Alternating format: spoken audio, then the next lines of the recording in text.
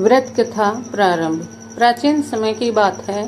स्वर्गलोक में कुबेर नामक एक राजा राज्य करता था। वह भगवान शिव का परम भक्त था और प्रतिदिन शिव जी की पूजा में लगे रहता था। उसके राज दरबार में हेममाली नामक एक गंधर्व सेवक था जो प्रतिदिन मानसरोवर से फूल लाकर शिव जी को अर्पित करता था। हेममाली की पत्नी विशालाक्षी अत्यंत रूपवती और मोहिनी थी। एक दिन जब हेममाली फूल लाकर राजा को देना भूल गया और अपनी पत्नी के साथ रमण करने में ही व्यस्त रह गया तो समय पर पूजा नहीं हो पाई। कुबेर ने क्रोधित होकर पूछा, हेममाली कहाँ है? पता चला कि वह अपनी स्त्री के साथ काम वासना में लिप्त है। क्रोधित होकर कुबेर ने श्राप दिया, हे पापी, तूने अपने कर्तव्य को भूलकर काम वासनाओं में डूबा है। जा, तू धरती पर जाकर कुष्ठ रोग से ग्रसित हो और नरक भोग। श्राप का परिणाम, हेममाली तुरंत स्वर्ग से नीचे धरती पर गिरा और उसे भयंकर कुष्ठ रोग हो गया। वह जंगल जंगल भटकता रहा, न भोजन मिलता न जल। उसके शरीर से बदबू आती थी और सब लोग उसे देखकर दूर भाग जाते। एक दिन वह हिमालय पर्वत के पास ऋषि मार्कंडे के आश्रम में पहुंचा। मार्कंडे ऋषि ने उसकी दयनीय दशा देखी और पूछा, तुम कौन हो और इस हालत में क्यों?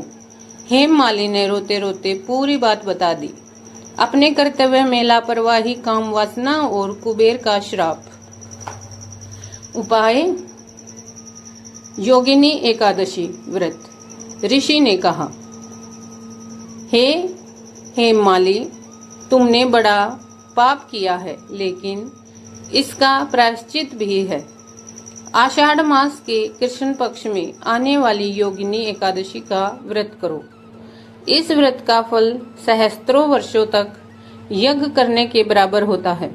यह व्रत कुष्ठ रोग, पाप, पितृदोष और भूत प्रेत बाधा को नष्ट करता है।